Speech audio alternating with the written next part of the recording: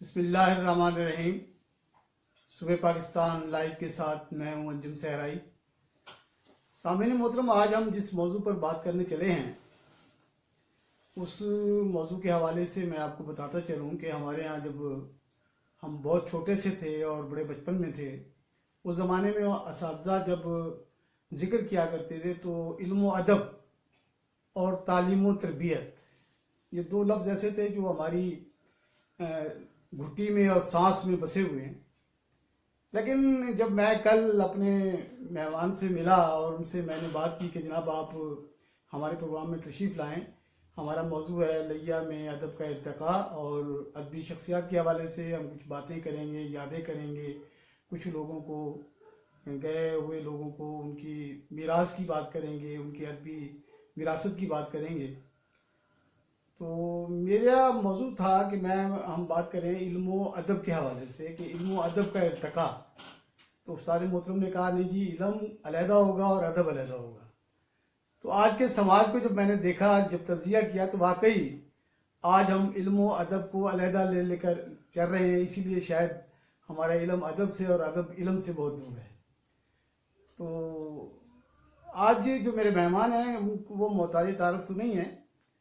ہمارے لیا اور جنوبی وسیب میں سمرا فیملی ایک بڑی ہسٹوریکل فیملی ہے، تاریخی فیملی ہے، تاریخی خاندان ہے، اور لاکھ آپ سیاسی اور دوسرے اختلافات کریں، ان کے ساتھ رائے کا اختلاف کریں، مگر ضلع لیا کی تعمیر و ترقی میں، علم کی ترقی میں، ادب کی ترقی میں اور علاقائی ترقی میں سمرا خاندان کی ہم کاوشوں کو اور ان کی جدوجہد کو بہرحال نظر انداز نہیں کر سکتے۔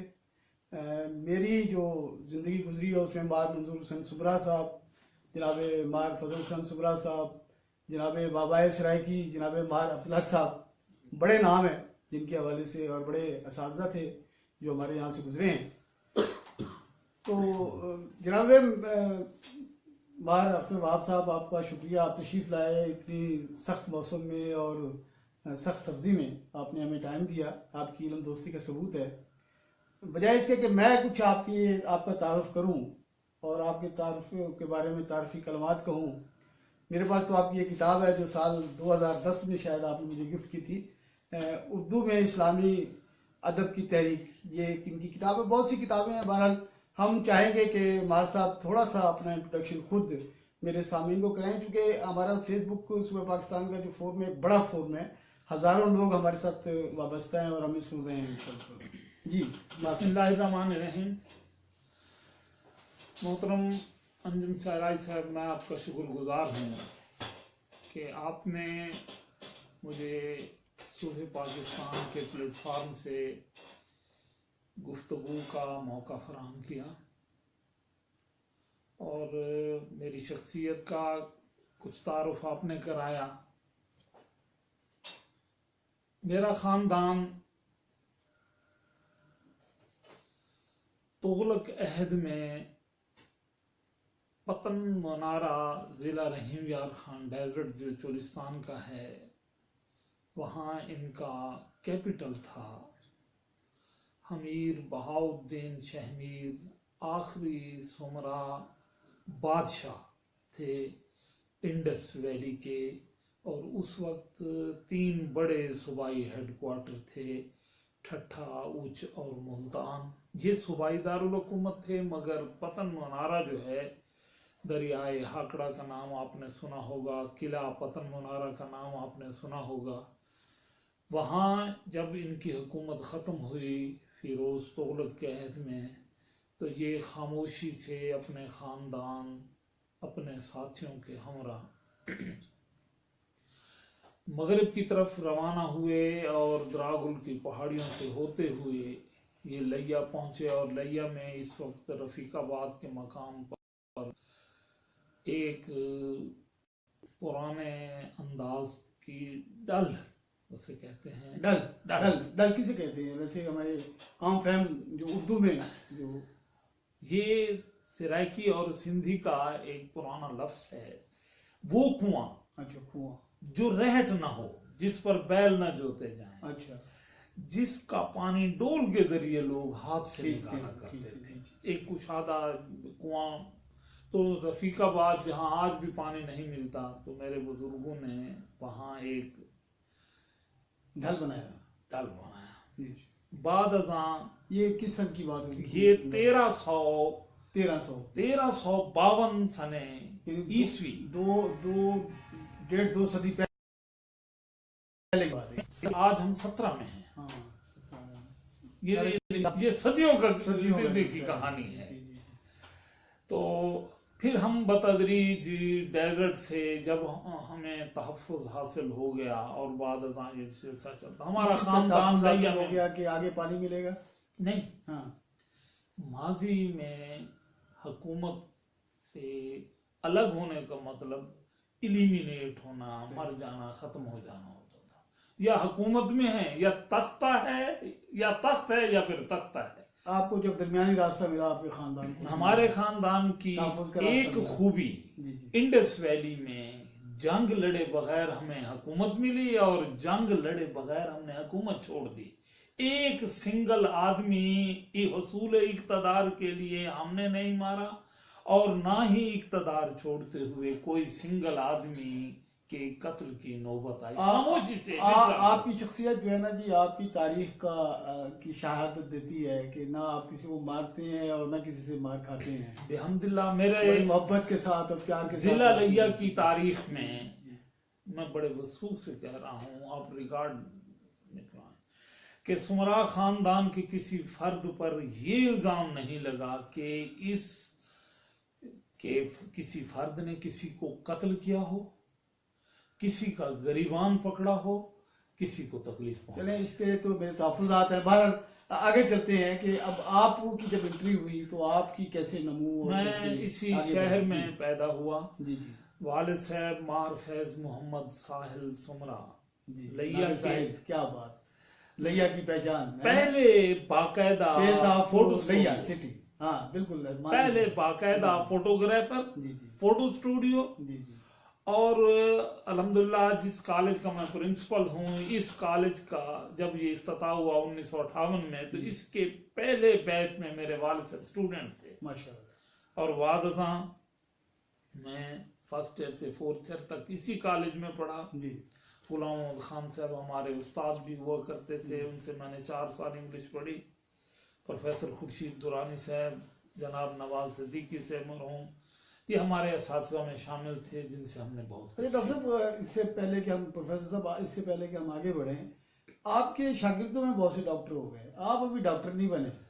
نہیں، میں یہ آپ کے علم میں لانا ضروری سمجھتا ہوں کہ علامہ اقبال اوپن یونیورسٹی میں میری رجسٹریشن ہے پی ایچ ڈی کی، اور میں اس پر کام کر رہا ہوں. ابھی ہوئے نہیں نا؟ ابھی ڈاکٹریٹ. میں تو اب تک کی بات کر رہا ہوں نا. حالانکہ آپ کے ہاتھوں میں پلے ہوئے بہت سے. ضرورت عباس میرا اسٹوڈنٹ ہے، میں اردو کا، انہوں نے ڈاکٹریٹ کر لی ہے. جی ایسے ہی ہے. اچھا سر، آج کل جو ہم بات کر رہے ہیں لیا میں ادب کے ارتقاء کی، تو کہتے ہیں کہ لیا جو ہے، لیا کی تاریخ جو ہے 5000 سال پرانی تاریخ ہے. میں نے بڑا سنا ہے اس کے بارے میں. تو ہم جب لیا کے ادبی سفر کا آغاز کریں گے تو کہاں سے شروع کریں گے؟ کوئی آپ بتا سکیں گے؟ 2 چیزیں ہیں.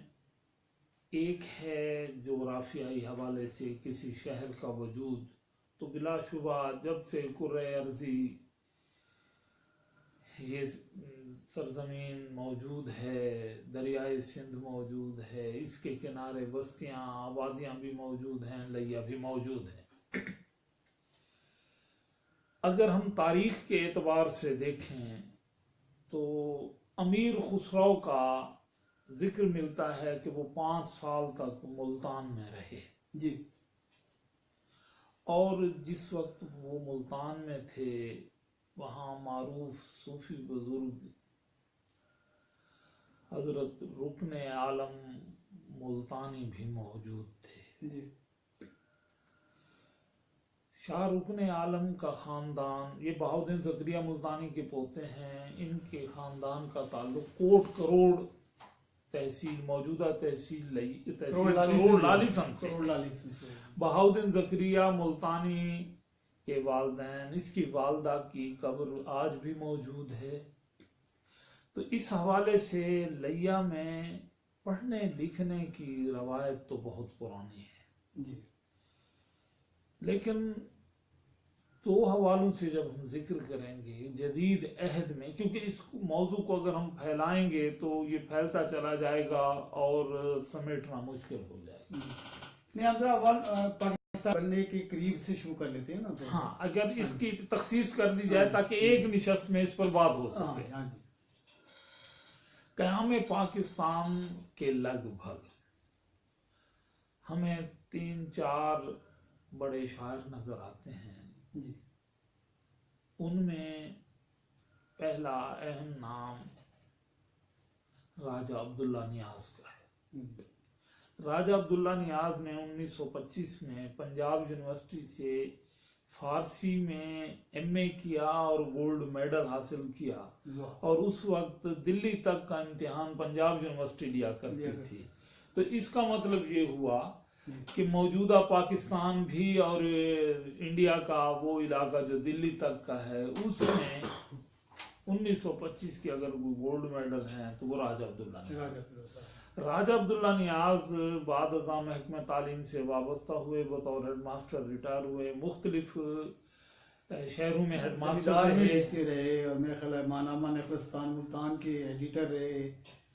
تو مولانا ظفر علی خان ان کی صلاحیتوں کے معترف تھے، اور مصور کے نام سے ایک فرضی نام، قلمی نام تھا. اچھا، راجہ صاحب کا، راجہ صاحب کا، کہ ہیڈ ماسٹر تھے، تاج برطانیہ کے ملازم تھے. تو ظاہر ہے کہ وہ لکھ نہیں سکتے تھے، بطور اپنی شناخت کو ظاہر کیے، لہذا انہوں نے ایک نقاب اوڑھا، مصور کے نام سے قلمی نام رکھا، اور مولانا ظفر علی خان کے اخبار زمیندار میں ان کی نظمیں چھپتی، اور چھپتی بھی اس آن بان سے کہ اخبار ضبط ہو جاتا. لیکن تاریخ کا یہ روشن پہلو ہے کہ مولانا ظفر علی خان کا اخبار بار بار ان کی نظموں پر بند ہوا، مگر انہوں نے کبھی راجہ عبداللہ نیاز کا ذکر نہیں کیا کہ یہ کس کی نظم تھی انگریزوں کے خلاف.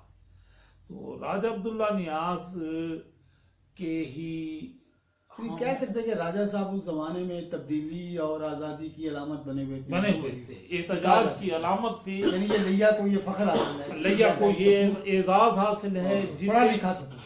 یہ ایک ہمارے پاس قومی منظرنامہ، بر صغیر کے قومی منظرنامے پر ایک نام ابھر رہا ہے راجہ عبداللہ نیاز کا. انہی سے کچھ عمر میں چھوٹے ڈاکٹر ماہر عبدالحق ہیں، راجہ عبداللہ نیاز بھی ایجوکیشنسٹ تھے، مگر فیلڈ مختلف. ڈاکٹر ماہر عبدالحق نے ایم اے اردو کیا، ایم اے فارسی بھی کیا پنجاب یونیورسٹی سے، بعد ازاں انہوں نے پی ایچ ڈی بھی کیا. راجہ عبداللہ نیاز جو ہیں ان کا حوالہ شاعر کا ہے، اور بڑے شاعر کا ہے، کہ جس وقت اقبال اور ظفر علی خان کا طوطی بول رہا تھا، اس وقت راجہ عبداللہ نیاز کی نظمیں، ان کا کلام انہی کے ساتھ شائع ہو رہا.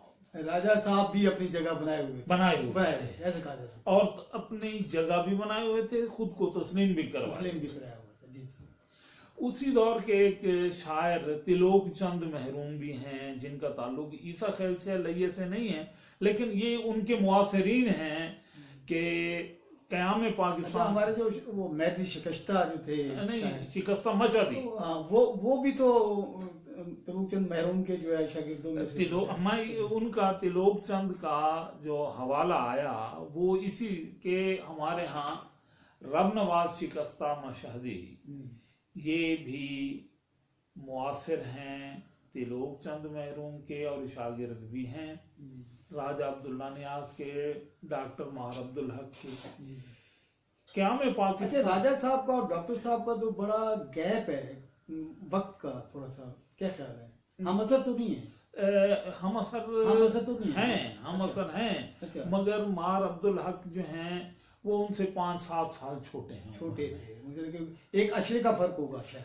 ہاں تقریباً ایک عشرے کا فرق ہے، لیکن دونوں آپس میں دوست اچھا بھی ماہر ہیں۔ صاحب کا بھی تو بہت بڑا کام ہے نا جی، آپ وہ جو ایک قرآن مجید کی تفسیر سرائکی میں، اور بڑا پہلا کام تو بڑا ان کام کا ہے۔ پی ایچ ڈی کا مقالہ ہے جو پنجاب یونیورسٹی کے پہلے بیچ میں ہی جو 4-5 پہلے پی ایچ ڈی کے مقالے قیام پاکستان کے بعد لکھے گئے، ان میں ایک ڈاکٹر ماہر عبدالحق کا بھی ہے۔ ڈاکٹر سید عبداللہ ان کے نگران تھے، گائیڈ تھے، اور انہوں نے ملتانی زبان اور اس کا اردو سے تعلق کے موضوع پر پی ایچ ڈی کیا، اور یہ پہلا پی ایچ ڈی کا مقالہ ہے جو ملتان، بہاولپور، ڈیرہ غازی خان اور سرگودا ان علاقوں جنوبی میں، پنجاب کی طرف سے تھا، ہاں، یہ سمجھنا جنوبی پنجاب کی طرف سے۔ جنوبی پنجاب، یہ پہلا پی ایچ ڈی کا کام ہے ڈاکٹر صاحب کا۔ ڈاکٹر ماہر عبدالحق کا، اور ان کا تعلق لیا سے جی ہے۔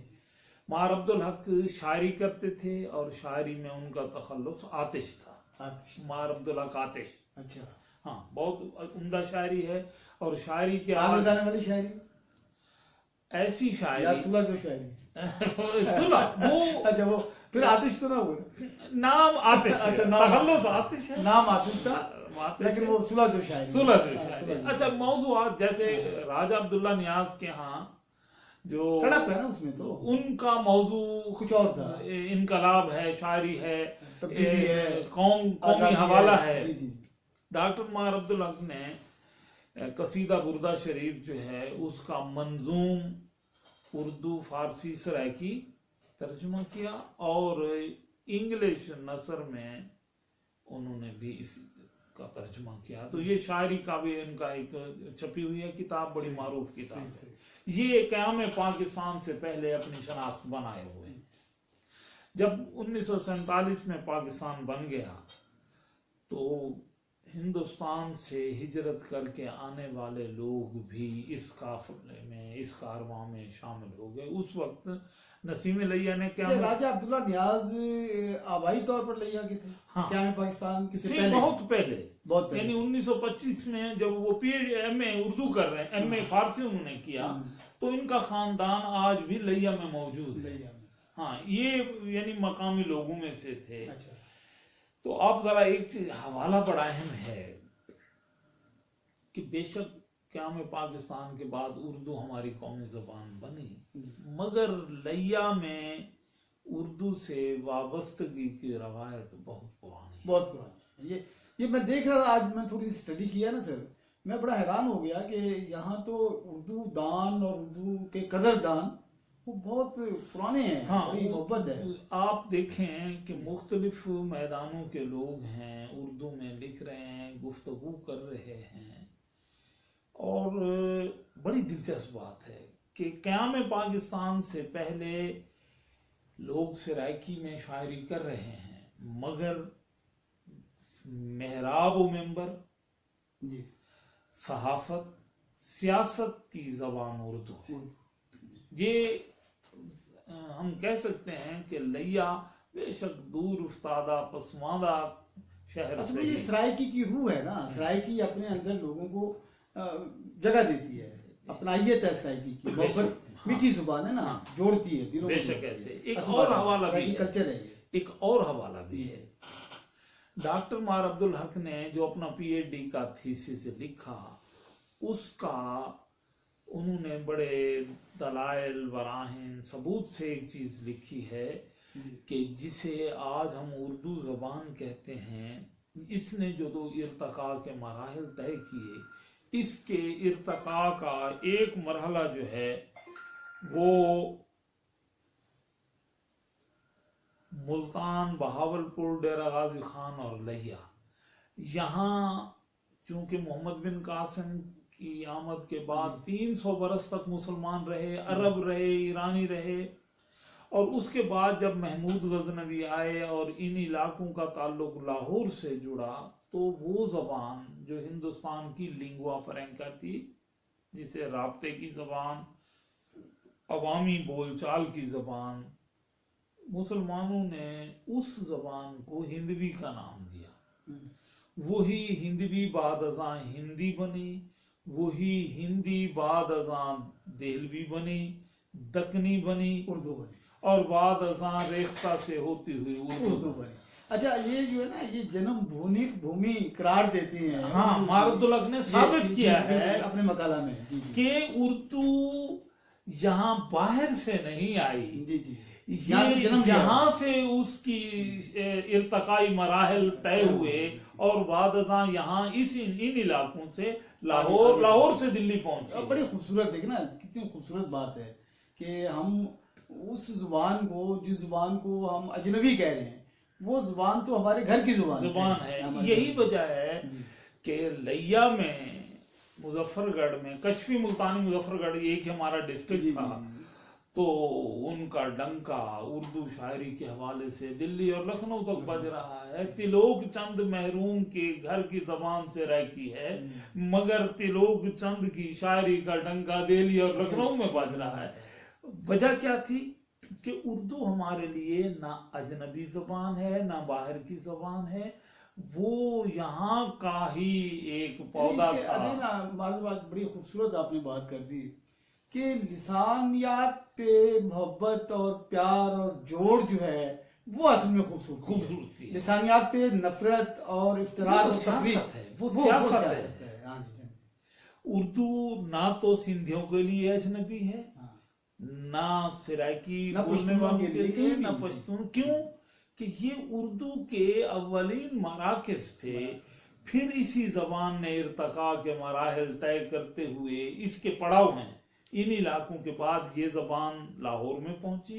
لاہور سے جب شہاب الدین غوری نے دلی فتح کیا تو یہی زبان پالش ہوتی ہوئی دلی، پھر یہی دہلوی بن گئی. لیکن آج میں بڑے وثوق سے کہتا ہوں، جتنی صاف شفاف اردو سرائکی علاقوں میں بولی اور سمجھی جاتی ہے، اس کی وجہ یہ ہے کہ اپنے اوریجن کے اعتبار سے اردو ہماری ہی زبان ہے، ہماری نیچر کی زبان ہے، یہ کوئی اجنبی زبان. اب دیکھنا جیسے اردو سپیکنگ جو ہے فیملی بغیر کسی استاد کے سرائکی سیکھ جاتے ہیں. دیکھنا اسی اکیڈمی کے بغیر، بغیر کسی گرامر کے بغیر اب سرائکی بلند ہے جی، بلند ہے تو اٹھ جلے تساں سرائکی بغیر استاد دے میں بلند ہاں، یہ مقصد سرائکی میں بھی نیچر شامل ایویں نا. اچھا، تو اب ہم اگر اس ادب کے سفر کو تھوڑا سا آگے لے جائیں، پاکستان کے جب پاکستان بنا تو اس وقت پرانے یعنی وہ لوگ جو قیام پاکستان سے پہلے شاعری کر رہے تھے، ان میں راجہ عبداللہ نیاز ہیں، مار عبدالحق آتش ہیں، رب نواز شکستہ مشہدی ہیں. ان میں نوجوان میں جن کا شاعری کا آغاز ہے، میری مراد ہے نسیم لیا نے بھی شاعری شروع کر دی. عبدالغفار عابد صاحب تھے، نہیں، وہ سارے یہ کیا میں پاکستان کے بعد کے لوگ. اچھا، نسیم لیا اس زمانے میں بطور نوجوان شاعر کے سامنے آ رہے تھے، جن کی شاعری کا آغاز ہے، ابھی وہ میچور نہیں ہوئے. انہوں نے تحریک پاکستان کے لیے اپنے قلم کو جو حوالہ بنایا، تو ان کا ایک شعر، دشمن کے لیے نو کے قلم نو کے سنا ہو، دشمن کے لیے قلم نو کے سنا ہو، یہ تحریک پاکستان سے ان کی وابستگی کا ایک مصرع ہے جو گونجا کرتا تھا اور وہ پڑھا کرتے تھے. اچھا، آواز بھی بڑی خوبصورت، بہت ترنم سے. تو جب پاکستان بنا تو یہاں اردو سپیکنگ لوگ بھی آئے، اور ان میں جس میں جیسے غافل کرنالی ہیں، غافل کرنالی اور جعفر بلوچ، یہ دو شاعر وہ ہیں جن کی شاعری کا آغاز قیام پاکستان کے بعد ہوتا ہے، پہلے نہیں ہوا. جعفر بلوچ نے اپنی کتاب آیات ادب میں بڑا احاطہ کیا ہے لیا اور مظفر کے ادبی سفر کا اور ادبی منظر نامے کا اور شاعروں کا. بلا شبہ آیات ادب پہلی کتاب ہے جس میں ان سبھی نمائندہ شعراء کا ذکر موجود ہے جو قیام پاکستان سے پہلے اور 1985 تک یہ جو منظر نامہ تھا، اس پر جعفر بلوچ نے قلم اٹھایا اور بہت شاید پہلی کتاب اور آخری کتاب ہے. شاید نہیں، آخری نہیں ہے. اب حال ہی میں ڈاکٹر افتخار بیگ کی کتاب سامنے آئی ہے جس میں اس میں ان لوگوں کا ذکر، یہ ماضی کا ذکر بھی ہے، یعنی قیام پاکستان سے پہلے کا ذکر، قیام پاکستان کے بعد کا ذکر، اور آیات ادب چھپنے کے بعد یعنی 1985 کے بعد کی جو کھیپ شعراء کے سامنے آئی جس کا آیات ادب میں ذکر نہیں ہوا، اس کو ڈاکٹر افتخار بیگ نے کمپلیٹ کر دیا ہے، اسے اپ ٹو ڈیٹ کر دیا ہے. یہی وجہ ہے کہ آسن بٹ کا ذکر، سلیم گرمانی کا ذکر اور لیا کے بہت سے لوگوں کا ذکر جو آیات ادب میں نہیں ہو سکا وہ افتخار بیگ سے. وہ اس عہد کے بعد کے لوگ ہیں نا، بعد کے جعفر بلوچ کے عہد کے بعد ایسی بات. اور آپ جعفر بلوچ اللہ کو پیارے ہو گئے، اگلا آگے کام نہیں کر سکے. وہ اگر زندہ ہوتے تو شاید وہ اس پہ زیادہ بہتر تھے. نہیں، وہ اس کو بڑھانا چاہتے تھے. بلکہ ایک دلچسپ بات کہ جعفر صاحب ہمارے سینئر دوست تھے، تو ایک دفعہ میں نے پوچھا کہ جناب یہ بتائیں کہ جب آپ نے آنکھ کھولی اور پھر ریسرچ کرنے کے بعد آیات ادب لکھی، اس میں کہیں کسی ہندو شاعر کا ذکر نہیں ہے. اچھا، اس میں پاکستان سے پہلے کا کوئی وہ اتنا بڑا وہ نہیں ہے، کوئی ذکر نہیں ہے. نہیں، کیا میں پاکستان سے پہلے راجہ عبداللہ نیاز، تو کیا میں پاکستان سے پہلے مطلب جو ہمارے جو ہندو شاعر تھے جیسے یہ میں نے بھی کسی ہندو شاعر کا اس میں ذکر نہیں. جبکہ ہم یہ بھی دیکھتے ہیں کہ تلوک چند محروم، ان کا نام لیا ہے، انہوں نے نام لکھا ہے، ان کا حوالہ اور کچھ نہیں دیا. تلوک چند محروم لیا آیا کرتے تھے کیونکہ وہ ہیڈ ماسٹر تھے، پہلے اسکول ٹیچر پھر ہیڈ ماسٹر بنے، وہ لیا آیا کرتے تھے. اچھا، لیا کا بھی تو کوئی ہوگا نا سر، کوئی حوالہ ہوگا نا.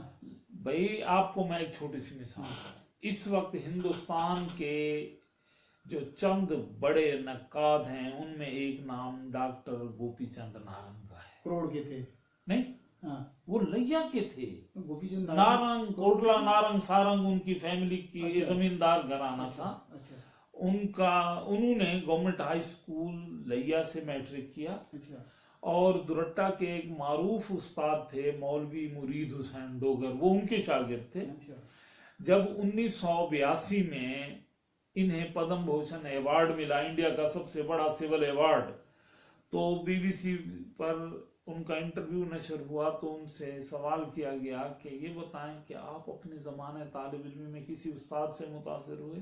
اس نے کہا ہاں، میں گورنمنٹ ہائی اسکول میں مولوی مرید حسین ڈوگر سے پڑھا ہوں اور میری تربیت میں ان کا بڑا حصہ. کیا بات، کیا بات، کیا کھلا ذہن، کیا یہ اعتراف دیکھیں. دیکھنا بڑی بات. جو شخص انڈیا کا سب سے بڑا ایوارڈ لے رہا ہے اور اس نے جہاں دھرم اور دین کی بڑی بات ہوتی ہے اور لوگوں کے تعصبانہ رویے بڑے سامنے آ جاتے ہیں، لیکن وہاں وہ بزاگ دول کہہ رہا ہے کہ میں اپنے استاد سے، میرا تعلق لیا سے، میں گورنمنٹ ہائی اسکول میں پڑھا ہوں اور میرے استاد مولوی مرید حسین. فخر کی بات، فخر کی بات، میرے ہمارے لیے بھی فخر کی بات، فخر کی بات ہے. تو میں یہ کہنا چاہتا تھا کہ جعفر بلوچ صاحب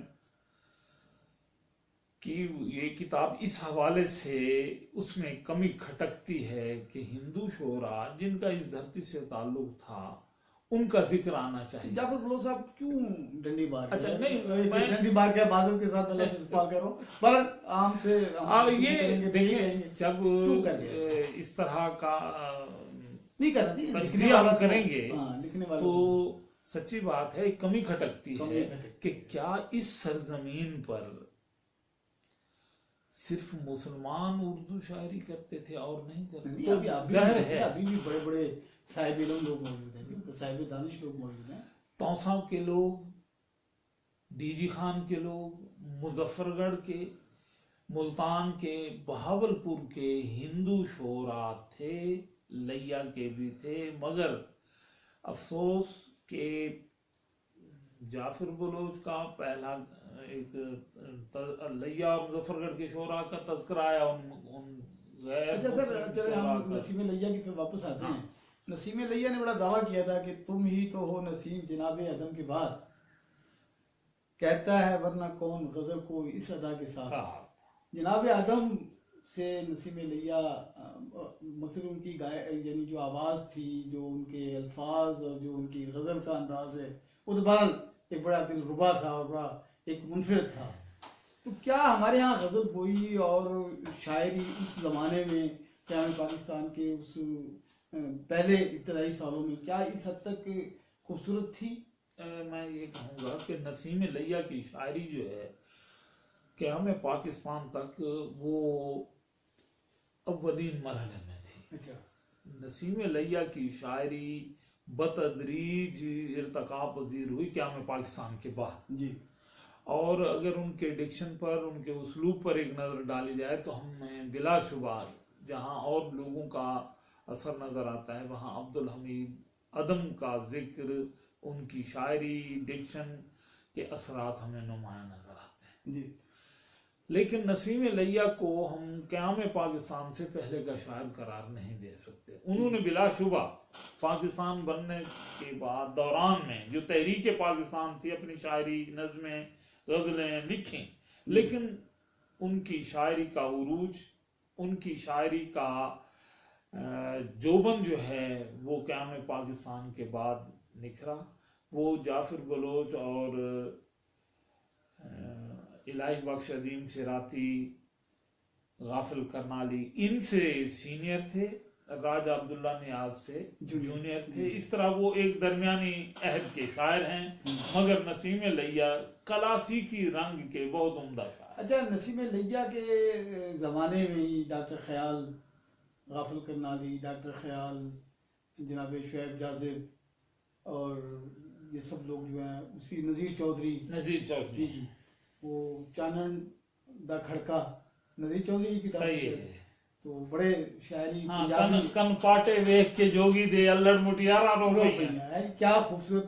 اچھا، اصل یہ ڈاکٹر خیال نے اپنی زندگی کو بڑا ایک عجیب انداز میں اپنے سوچ کو اور اپنی فکر کو سامنے لائے، بڑے منفرد انداز میں. ان کی زندگی بھی بڑے قریب سے آپ نے دیکھی.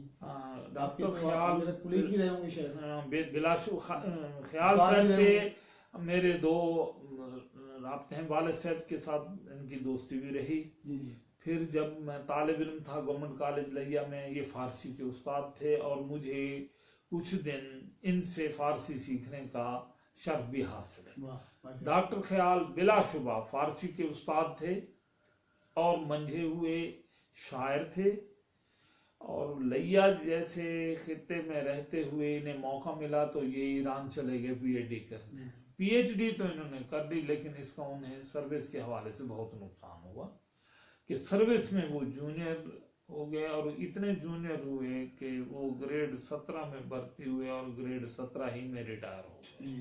اس لیے کہ درمیان میں جو گیپ آیا، اس گیپ کی وجہ سے ان کے شاگرد ان سے سینئر ہو گئے. خیال صاحب بلا شبہ امروہہ کی جو خوبصورت اردو ہے اس کے نمائندہ شاعر تھے.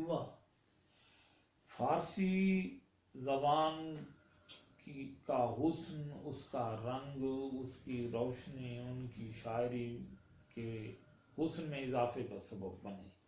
اب اگر خیال صاحب کی شاعری پر ایک نظر ڈالی جائے کہ ہم ہیں اس دور سے عظمت انسان کے نگیر، جب کسی حلقہ زنجیر میں جھنکار نہ تھی، تو یہ انقلابی لب ہے کہ زمانہ اپنے لیے غار منتخب کر لے، میں انتقام ہوں کروٹ بدلنے والا. اچھا، ڈاکٹر خیال نے بڑا اثر چھوڑا اس زمانے کی ایک کھیپ نوجوان نسل پہ. انہوں نے اپنے شاگرد تیار کیے. مثلاً شاید ہمارے وسیب میں ڈاکٹر خیال ایک ایسے منفرد شاعر ہیں جن کے جو شاگرد ہیں وہ اپنی نسبت خیالی کے حوالے سے وہ ظاہر کرنے میں فخر محسوس کرتے ہیں. بلا شبہ جیسے تصارف خیالی، آبد خیالی، گفتار خیالی، بلا شبہ. اور یہ انہوں نے اپنی شاعری کو منوایا ہے. خیال صاحب کے شاگرد ہونے کو انہوں نے کافی نہیں سمجھا، یعنی خیال صاحب کے شاگرد ہونے کا اعزاز انہیں حاصل ہے، اور شاعری میں انہوں نے اپنے پختہ کار شاعر ہونے کا ثبوت فراہم کیا ہے. لیکن اس بات سے انکار نہیں کیا جا سکتا کہ خیال امروہی اپنی ذات میں ایک انجمن تھے، اپنی ذات میں ایک ادارہ، ایک نظریاتی کارکن تھے نا اصل میں. ہاں، میرا خیال ہے کہ ان کے پیچھے رہ جانے کا ایک سبب یہ بھی تھا کہ وہ لیہ جیسے پسماندہ علاقے کو چھوڑنا نہیں چاہتے تھے. یہ بھی ایک تھا. خیال صاحب اپنے نظریات میں بہت پختہ تھے. وہ یہاں جو ہے نا سوچ اور فکر کی جو ایک پرورش کر رہے تھے نا لوگوں میں، سوچ دینا چاہ رہے تھے، تو میرا خیال ہے وہ نہیں چاہتے تھے کہ میں یہاں یہ کام چھوڑ کے کہیں اور چلا جاؤں. ہاں، یہاں کی ضرورت ہے. وہ لالچی نہیں تھے، حریص نہیں تھے عہدے کے، مال و دولت کے. یہی وجہ ہے ایک سائیکل اور ایک تھے پیدل سفر. پیدل سفر. کیا بات. خیال صاحب سے میں نے ایک مرتبہ پوچھا، جی. خیال صاحب اگر آپ لاہور چلے جاتے، آپ کراچی چلے جاتے، آپ اسلام آباد چلے جاتے تو آپ کی بڑی شہرت بھی ہوتی، بڑا مقام. کہنے لگے بھائی میں نظریاتی آدمی ہوں، اس صحرا میں انقلاب کا بیج بونا چاہتا ہوں. انقلاب میں لوگوں کو یہ شعور دینا چاہتا ہوں کہ یہ جو روایات کی زنجیریں ہیں انہیں توڑیں، مارکسزم کا شعور حاصل کریں. اور مجھے یاد ہے کہ جب فیض احمد فیض کی وفات ہوئی 1984 میں، تو جہاں ان کی رہائش تھی 5 مرلہ سکیم میں ایک ویرانہ تھا، بجلی نہیں تھی، تو وہ انہوں نے ایک لیمپ مٹی کے تیل کا رکھا ہوا تھا، تو نظم سنائی کہ فیض صاحب بھی گئے جن سے تھا محنت کا وقار. فیض صاحب بھی گئے جن سے تھا محنت کا وقار، کتنی دھندلا گئی مزدور کی منزل دیکھو. کیا شرق کے پاؤں میں زنجیر سلاسل دیکھو، بحر کو چوس گیا جرت ساحل دیکھو. اچھا سر، غافل کرنالی کے بارے میں کچھ ارشاد ہو گیا. غافل جس طرح یہ ایک بڑی دلچسپ بات ہے کہ جس طرح ڈاکٹر خیال امروی سوشلزم، مارکسزم دو مظاہر لوگ کے بڑے کمیٹڈ تھے، اسی طرح غافل کرنالی بھی کمیٹڈ تھے. ان کا تعلق جماعت اسلامی سے تھا اور وہ اپنی اس وابستگی پر فخر کرتے تھے. نظریاتی طور پر وہ سید ابوالعلا مودودی کے افکار پر نہ صرف کاربند تھے بلکہ اس کے مبلغ بھی تھے. ان کی شاعری ان کے نظریات کی آئینہ دار ہے. ان کی حمد و نعت جو سہمائی سیارہ میں چھپا کرتی تھیں اور آنکھ میں چھپا کر دیگر بھی پرچوں میں ان کی نظمیں چھپتی ہیں. روزنامہ مشرق کے وہ نامہ نگار بھی رہے یہاں لیا میں، وہ صحافی بھی تھے. ان کی نثر بڑی پختہ ہے، مگر ان کی شہرت ان کی شاعری کے حوالے سے ہے. مجھے ان کا ایک شعر یاد آ رہا ہے. ایک موقع پر ہم بیٹھے ہوئے تھے، گفتگو ہو رہی تھی، تو کچھ لوگ جو کبھی اسلام کی بات کرتے، کبھی جمہوریت کی بات کرتے، کبھی سوشلزم کی بات کرتے، تو انہوں نے ایک شعر سنایا جو میرے دل پر نقش ہو گیا کہ تضاد فکر و نظر نے تجھے تباہ کیا. تضاد فکر و نظر نے تجھے تباہ کیا، نہ تو خدا کے لیے ہے نہ اہرمن کے لیے. کہیں کسی طرف نہیں ہے. کیا بات. تضاد فکر و نظر نے تجھے تباہ کیا، نہ تو خدا کے لیے ہے نہ اہرمن کے لیے. اچھا معذرت دیکھیں، ڈاکٹر خیال اور غافل کرنالی دونوں مختلف نظریات پر کاربند، سکہ بند نظریاتی کارکن بھی اور بطور شاعر مستند اور لیکن دونوں توکل پسند، دونوں توکل، حریص نہیں، دونوں حریص. یہ بڑی بات ہے. یہ بڑی یعنی کہ نظریاتی کارکن جو ہوگا، نظریاتی ادیب جو ہوگا، نظریاتی شاعر جو ہوگا، وہ متوکل ہو. متوکل یہ ایک بڑی یعنی وہ ہے پہچان. ایسی نہیں کہ جس طرح ڈاکٹر خیال کہتے تھے بھائی میں تو مزدوروں کسانوں کے لیے وقف ہوں، میرا پیغام یہی ہے کہ سرمایہ داری جاگیرداری کا خاتمہ ہو اور ایک ایسی صبح طلوع ہو کہ جس میں سبھی لوگ اپنی حیثیت کے مطابق زندگی بسر کریں، ان کی ضرورت کے مطابق ہر چیز ملے اور ان کی صلاحیت کے مطابق ان سے کام لیا جائے۔ اسی طرح غافل کرنالی بھی اپنے مشن میں بڑے پختہ تھے۔ ان کا مفہوم یہ تھا کہ زندگی کچھ روایات اور ویلیوز کے حوالے سے خوبصورت بنتی ہے۔ جو لوگ زندگی میں کچھ اصولوں کے قائل ہوتے ہیں وہ نہ صرف صاف ستھرے لوگ ہوتے ہیں بلکہ معاشرتی فلاح کا کام بھی وہی لوگ کرتے ہیں جو حریص ہیں، جن کی زندگی کا مرکز و محور پیسہ کمانا، عہدہ، اقتدار، لالچ۔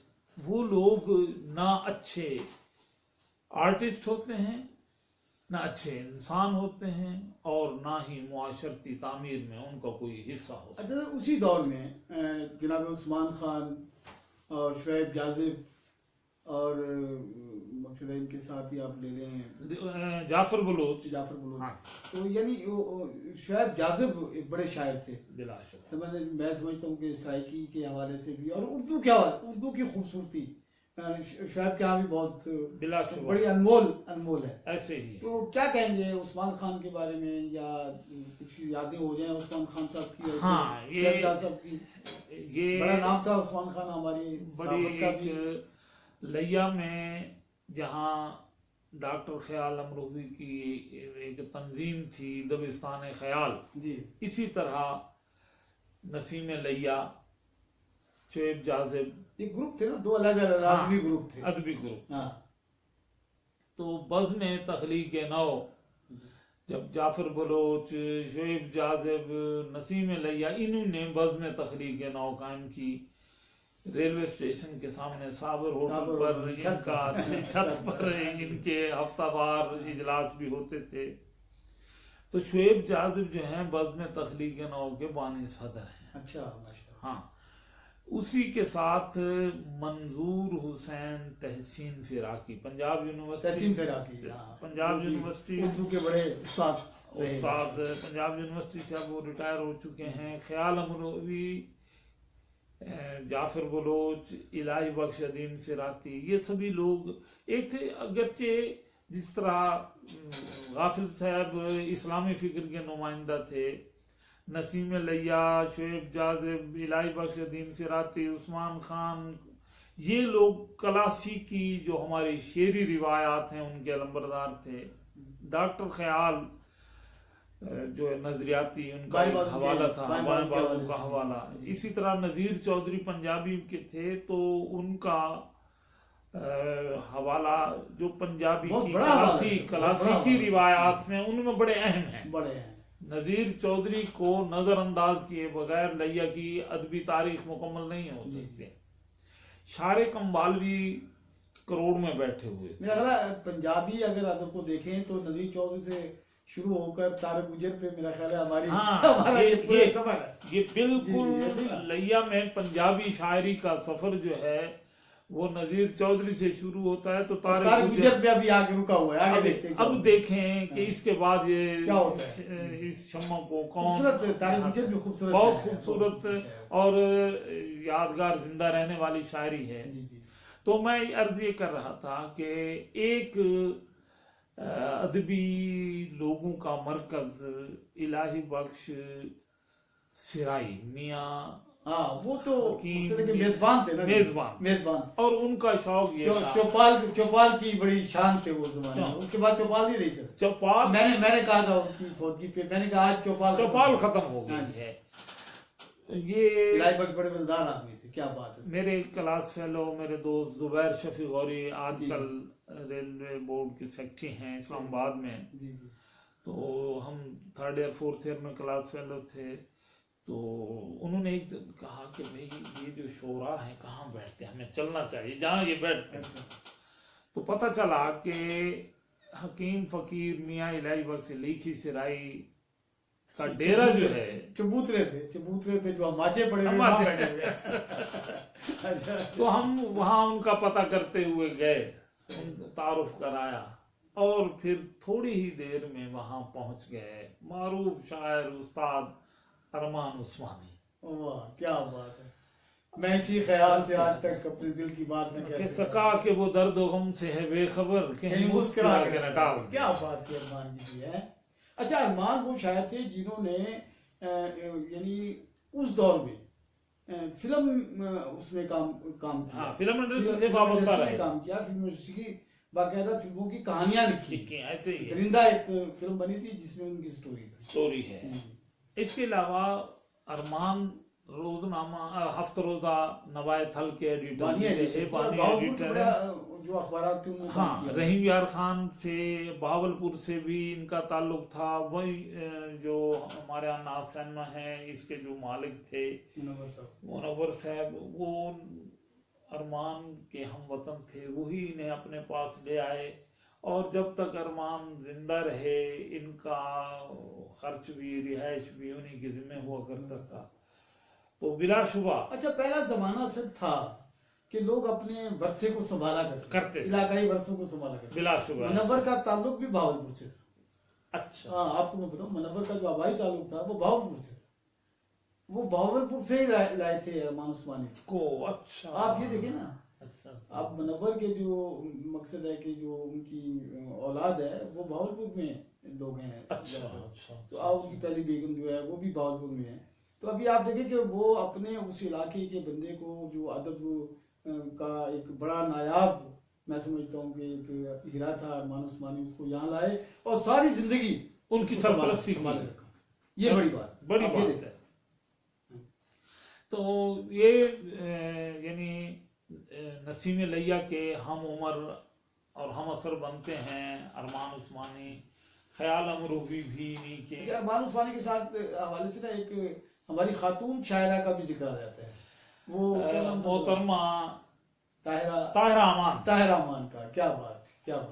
وہ پہلی بیخلا خاتون شاعرہ ہے جو بڑی سامنے آ کر مشاعروں میں آ کر جنہوں نے پڑھا. وہ بڑی باہمت اور جرت مند خاتون ہیں کہ لیا جیسے پسماندہ ایریے میں اس خاتون نے اپنے آپ کو بنوایا تسلیم کرایا. اور اگر دیکھا جائے تو شاعری کے میدان میں اگر ان کا ذکر ہے تو افسانہ نگاری کے حوالے سے بیگم فردوس رضوی کو بھی نظر آپا فردوس. ہاں، ان کی میں نے افسانے سنے ہیں. پروفیسر چاند کی والدہ تو ہماری بہن ہے بڑی، میں تو ان بڑی باہمت خاتون ہے اور بہت انہوں نے جدوجہد اور اسٹرگل کی، بڑی جدوجہد کی. کہ ان کے میاں فوت ہو گئے، انہوں نے بچوں کو پڑھایا. رفاقت رضوی انہوں نے وہ آپ کی ہندوستان سینما کے مینیجر ہوا کرتے تھے، اور وہ بھی بڑے صاحب ذوق کو، بڑا شاعری کا عمدہ ذوق رکھتے تھے، بہت پیار. جی مجھے یاد ہے کہ میں اس وقت ایم اے پارٹ فرسٹ میں پڑھا کرتا تھا. تو ایک دفعہ یہاں میں آیا تو نسیم لیا کے پاس لائبریری میں ہم بیٹھے تھے، چائے پی رہے تھے، خیال صاحب بھی تھے، جعفر بلوچ بھی تھے. تو رفاقت رضوی صاحب آ گئے تو بات چلی، تو پھر انہوں نے ایک شعر پڑھا. اچھا رفاقت رضوی صاحب نے؟ ہاں. اچھا وہ کون سا تھا؟ کہ بیٹھ جاتا ہوں جہاں چھاؤں گھنی ہوتی ہے. اچھا. ہائے کیا چیز غریب الوطنی ہوتی ہے. دن کو ایک نور برستا ہے میری تربت پر، رات کو چادر مہتاب تنی ہوتی ہے. تو یہ آپ دیکھیں انتخاب ان کا بڑا ذوق. تو میں عرض یہ کر رہا تھا کہ اچھا اس زمانے میں غریب الوطنی بھی تھی جس کا اظہار انہوں نے کیا نا، وہ تھی سچی بات. اس وقت وہ سفر میں تھے، اس غریب الوطنی سے بالکل انہوں نے بالکل پورا ایک جو ہے نا جی نقشہ کھینچا. اچھا سر، کیف شکوری کو کیسا پایا؟ کیف شکوری کیا بات. تساں کوٹ سلطان آسو کے کہنا. اچھا دیکھیں لیا کی روایات دیکھیں، दिसंबर 1980 की बात है। جی मैं नौजवान था, बीए में पढ़ रहा था। अच्छा, अभी माशाल्लाह। मेरा बीए का रिजल्ट नहीं आया था, इम्तिहान में दे चुका था। तो एक मुशायरा हुआ यहाँ साबिर होटल पर। ख्याल अमरूही भी थे, अदीम सिराती भी थे, उसमें नज़ीर चौधरी भी थे, शुएब जाजिब भी थे, मरहूम सभी लोग थे ना। मैं आपको बताऊं ना, शहबाज नकवी थे, अच्छा, हाँ, फियाज कादरी थे, क्या बात, तो ये सारे लोग थे। उसमें कैफ शकूरी भी थे। वाह। और मुशायरा और काफी देर तक चलता रहा, रात के 11 बज गए। अच्छा, रातें जागा करते थे? जागे करते याद है थे, आपको? वही एक हमारा रवायत हमारा थी। स्टेशन और बाकर साबर होटल हाँ। और एक चौपाल और बड़ी खूबसूरती यानी हुआ करती थी यार। एक अच्छा, मुआशरा तरबियत जमा गाहें। जमाया था। अच्छा, मतलब वो सब जो इदारे थे ना, वो तरबियत गाहें थी।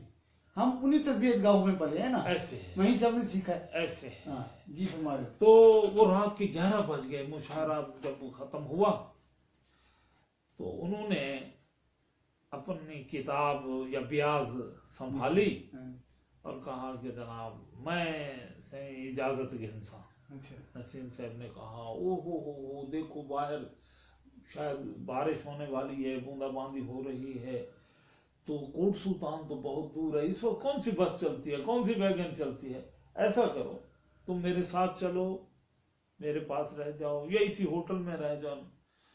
तो मुझे याद है तो उसने कहा नहीं, मैं कोट सुल्तान जरूर जाऊंगा, इसलिए कि जब तक मैं नहीं जाऊंगा मेरी बीवी सोएगी नहीं। वाह वाह, क्या ताल्लुक और क्या मोहब्बत। नहीं सो भाई, अस्तगफिरुल्लाह, ये तुम बुजुर्गों के, नसीम साहब को आप जानते हैं। उसने कहा भाई बुजुर्गों को बीवी की जरूरत क्या पड़ती है। उसने कहा नहीं, मैं जब जाऊंगा चाहे मुझे सुबह के 4 बज जाएं या वो ना सिर्फ जाग रही होगी, उसने तंबाकू और हुक्का भी तैयार रखा होगा। अच्छा, उसने मेरे लिए दूध का गिलास भी रखा होगा और 2-3 देसी अंडे भी उबाल के रखे होंगे। बस मेरा वो नहीं सोएगी, वो बैठी होगी, मैं जाऊंगा।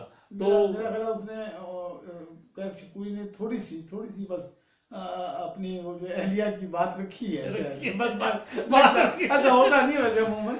नहीं, शायद देखे हम खुशगुमानी होनी चाहिए, हमारे आमसर लोगों में से मैं भी बात कर रहा हूँ, ऐसी बात है। तो नसीम साहब ने पूछा कि जनाब जाओगे कैसे। उसने कहा जनाब मैं आपको बताता हूँ, मैं यहाँ से जाऊंगा अभी असलम मोड़ पर, वहां से कोई ना कोई ट्रक गुजर रहा होगा ना, उसकी मिन्नत करूंगा, वो मुझे कोट सुल्तान उतार देगा। कोई ऐसी अभी हमारे यहाँ अच्छी रिवायत, हमारे यहाँ माशाल्लाह अमानुल्लाह काजिम है, हमारे बड़े हाँ मौजूद हैं, बड़ा सराइकी सीनियर, हाँ, बड़ा काम किया उन्होंने और कर रहे हैं हवाले सराइकी जो वो बना रहे हैं, क्या कहते हैं, जो बाउद्दीन ज़िक्र यूनिवर्सिटी की तरफ से उन्हें एक पैकेज मिला हुआ है, हाँ डिक्शनरी का, सराइकी उर्दू डिक्शनरी बना रहे हैं। जी जी, इसी पर वो काम कर बड़ा काम किया सर उन्होंने। हाँ, और उसके अलावा नसब पर भी उनका अच्छा काम है, शायरी भी वो पुख्ताकार मंझे हुए शायर हैं। अच्छा, अब और हमारे जो जदीद जो हमारी नई नस्ल है, नई नस्ल में हमारे जो आपके हम असर प्रोफेसर हजरात हैं, क्या हमारे मुजम्मल भाई भी, प्रोफेसर मुजम्मल साहब मेरे ख्याल शायरी करते हैं। मुजम्मल साहब का दावा भी कुछ अरसे ये शौक था। मुजम्मल साहब कुछ आजाद नज़में, कुछ सराइकी नज़में, ये उनकी मुझसे बहुत प्यार करते हैं। आज भी उन्होंने मेरी बड़ी मदह सराई की है, अल्लाह ताला उन्हें खुश रखे, बहुत अच्छे मिलने वाले, मोहब्बत करने वाले इंसान हैं और बड़े सोशल। आज आपके टाइम लाइन पे उन्होंने बाकायदा मेरे बारे में लिखा है कि वो मेरे कालम को पसंद किया, और बात ये मैं समझ ये उनके अंदर की मोहब्बत की आवाज होती है। मैं इतना अहल नहीं हूँ। ये वो बिलाशुबा मुजम्मल साहब की एक खूबी है कि वो लोगों से राब्ते में रहते हैं और लोगों को मकसद है कि वो लोगों को अहमियत देकर उनके अंदर जो सलाहियत है उसको उभारते हैं। ये बड़ी बात है, बिलाशुबा ऐसे ही है। ये नहीं कहते किसी की वो नहीं करते कि किसी की जो वो कह दें कि जी नहीं जी हौसला शिकनी नहीं करते, नहीं हौसला शिकनी नहीं करते। अच्छा, यही बात सेम आप में भी है, आपने भी हौसला شکنی کبھی نہیں ہے، آپ نے حوصلہ افزائی کی ہے، میری ہمیشہ لکھنے آگے بڑھنے والوں کی، کوشش لکھنے ہوتی والوں ہے کی. جی جی. کہ لوگ سست نہ ہونے پائیں، چاہے وہ ہمارے شاگرد ہوں، چاہے ہمارے دوست ہوں، چاہے ہمارے سینئر ہوں. میری کوشش ہوتی ہے کہ لوگوں کو علمی ادبی اعتبار سے متحرک رکھا اچھا، جائے. ابھی چلتے چلتے میں 3 شخصیات کا ذکر کروں، ٹائم اوور بہت زیادہ ہو گیا بلکہ آج کو. ایک شہباز نقوی صاحب کا، فضل رضوی صاحب کا، اور جناب کیسر عباس گلوی صاحب. ہاں. تینوں میرا خیال ہے ایک ہی صف کے لوگ ہیں. البتہ یہ ہے جی. کہ ڈاکٹر کیسر عباس رضوی کا بھی یعنی شعری مجموعہ، یعنی اس زمانے میں ان کی چھت بھی مشاعروں کے لیے مختص ہوا دھوپ کرتی تھی. دھوپ چھاؤں فضل حق رضوی کا مجموعہ ہے، جی جی. جیون ندیا شہباز نقوی کا مجموعہ ہے. لیکن ایک بات بلا خوف میں کہوں گا کہ فضل حق رضوی شاعروں کی بڑی سرپرستی کرتے جی تھے، جی. اور خود شاعر بھی تھے، اپنے گھر پر بھی اور مختلف محافلوں کے لیے وہ مالی معاونت بھی کرتے تھے. شہباز نقوی ان کے داماد ہیں، مگر شہباز نقوی نے شاعری میں بڑا نام پیدا کیا ہے. ان کا کلام یادگار کلاسیکی کلام ہے، واہ ماشاءاللہ. جس میں موسیقیت بھی ہے، جس میں پیغام بھی ہے. اس کے ہاں مرثیہ، حمد و نعت، یہ سبھی موضوع. لیکن شہباز نقوی کا بنیادی حوالہ غزل ہے، اور غزل بھی وہ ترنم میں ڈوب کر خود ترنم سے بھی پڑھا کرتے تھے. اچھا ماشاءاللہ.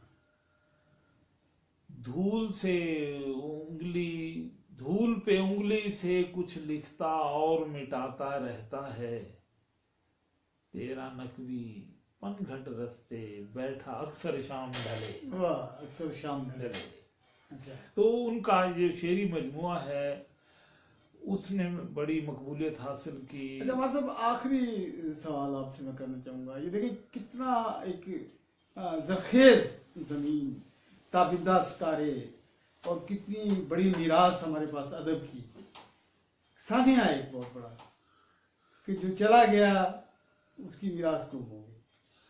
یہ ماسوائے چند کے باقی ہم نے دیکھا کہ غافر کرنالی کا، نذیر چودھری کا، جناب اور بہت سے شعراء پوری جن کا کلام دوبارہ شائع نہیں ہوا، وہ ضائع ہو گیا یا ضائع ہونے کے قریب ہوگا. ہمیں نہیں پتا کہ اس کی کیا حالت ہے. کیا ہمارا جو لیا ہے، لیا کے ادب شناس لوگ ہیں، جو ہمارے لیا کے جو ذمہ دار لوگ ہیں، آپ جیسے جو ادب پرور لوگ ہیں، کیا وہ کوئی ایسا ارینجمنٹ نہیں کر سکتے یا نہیں ہو سکتا کہ ہم اس میراث کو اکٹھی کر لیں، اس کو زندہ رکھیں، تاکہ یہ لوگ تاریخ میں اپنا ایک وہ تذکرہ ہو اور ادب کا حوالہ بنا رہے. یہ سب کچھ بڑی اچھی نشاندہی کی ہے. اس حوالے سے میں اپنے سامعین کے علم میں ایک بات لانا چاہتا ہوں کہ اس وقت ڈاکٹر افتخار بیگ صاحب، ڈاکٹر گل عباس صاحب، مزمل حسین صاحب، اور میں بھی حسب توفیق نوجوان وہ لوگ جو ایم اے اردو، ایم فل اور پی ایچ ڈی کی طرف آ رہے ہیں، ان کو موضوعات جو ہم دے رہے ہیں ان میں لیا کے شاعر، لیا کے نثر نگار سر فہرست ہیں. مثلا ابھی ایک ایم فل ہوئی ہے نسیم لیا پر.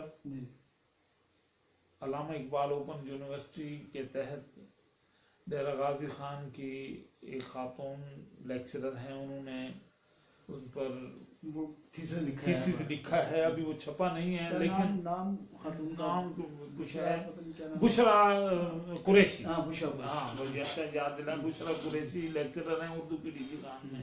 انہوں نے نسیم لیا پر ایم فل کا مقالہ لکھا ہے. ہمارے پروفیسر ریاض راہی صاحب نے ایم اے کا مقالہ ڈاکٹر خیال امروہی پر لکھا، اور ایم فل کا مقالہ وہ جمع کروا چکے ہیں شہباز نقوی کی شاعری پر. غافل کرنالی میں بھی کسی نے لکھا ہے. غافل کرنالی پر ایم فل کا مقالہ ڈاکٹر مزمل حسین کا ایم فل کا مقالہ ہے. بس اسے میں ڈاکٹر مزمل حسین کا تساہل کہوں گا کہ وہ مقالہ انہوں نے چھپوایا نہیں، چاہیے یہ کہ وہ فوری طور پر یہ چھپوائیں تاکہ اچھا مطلب یہ تو مقالہ جات ہو گئے نا، میں کہتا ہوں جو ان کی اصل جو ان کی جو بکس ہیں، جو کتابیں ہیں، جو زیر طبع ہیں یا تکمیل ہو چکی ہے جن کی جو کلام ہے، ان کو کیوں نہ ہم اکٹھا کر کے کوئی ایسا پرنٹ کرانے کا، پبلش کرانے کا آپ نے بڑے اچھی کریں؟ نشاندہی کی ہے کہ چاہیے یہ کہ ہمارے جو M N A M P ہیں جہاں بڑے اور ترقیاتی کام کرتے رہتے ہیں، اگر وہ سرمایہ فراہم کریں، لیا کے شعراء کا ایک انسائکلوپیڈیا شائع کیا جا سکتا ہے، یعنی جس میں پوری 20ویں صدی 1901 سے لے کر اب 2017 تک 117 سالہ جو ادبی جائزہ ہے، جس میں اردو، پنجابی، سرائکی سبھی شعراء کا ذکر ہو، تو ایک انسائکلوپیڈیا یا ایک ضخیم کلیات ٹائپ چھپ جائے، جس میں ارمان عثمانی کا کلام بھی آ جائے، نسیم لیا کا بھی، فضل حق رضوی کا بھی، شہباز نقوی کا بھی، یعنی وہ سارا غیر مطبوعہ و مطبوعہ اسے اگر یکجا کر دیا جائے تو ہماری آنے والی نسلوں کے لیے یہ گراں قدر سرمایہ ہو۔ بہت شکریہ جناب پروفیسر ماہر اختر وہاب صاحب۔ سامعین محترم، صوبہ پاکستان کا یہ ایک اعزاز رہا ہے کہ 1986 میں جب صوبہ پاکستان نے ماہنامہ میگزین کی صورت اپنے اشاعتی سفر کا آغاز کیا، اس زمانے میں ماہر اختر وہاب صاحب اس سے زیادہ جوان تھے، زیادہ پرجوش تھے، جنون خیز تھے، اور صوبہ پاکستان کے مستقل لکھنے والوں میں شامل تھے، اور ہمیں اس وقت بھی ان کی شفقت ہمیں اور ان کی خوبصورت رفاقت ہمیں دستیاب تھی، اور آج بھی میں نے جب انہیں دعوت دی تو مجھے بڑی خوشی ہوئی کہ انہوں نے انتہائی مصروفیت کے باوجود اس موضوع پر بات کرنے کے لیے وقت نکالا، تشریف لائے۔ میں سمجھتا ہوں کہ M N A M P As کا بھی یہ فرض ہے، ہمارے بلدیاتی اداروں کا بھی یہ فرض ہے، لیکن سب سے بڑا فرض اس سماج کا ہے، اس سوسائٹی کا ہے کہ یہ سماج اور سوسائٹی اپنے ان روشن ستاروں کو زندہ رکھنے کے لیے کوئی سبیل کرے۔ میں سمجھتا ہوں کہ ہمارے ہاں کوئی ایسی بہت سی تنظیمیں ہیں، بہت سی ادبی انجمنیں ہیں، بہت سے رائٹرز کلب ہیں، اگر وہ اپنے طور پر بھی اپنے ساتھیوں کی ان نگارشات کو زندہ رکھنے کے لیے جدوجہد کریں تو میں سمجھتا ہوں کہ ایسا کرنا کوئی مشکل کام نہیں ہے، صرف اپنے دامن کو، اپنے ذہن کو، اپنی سوچ کو تھوڑا سا وسیع کرنا ہوگا۔ سامعین محترم، آپ کے فیڈ بیک کا انتظار رہے گا۔ خوش رہیں، خوشیاں بانٹتے رہیں۔ اللہ نگہبان۔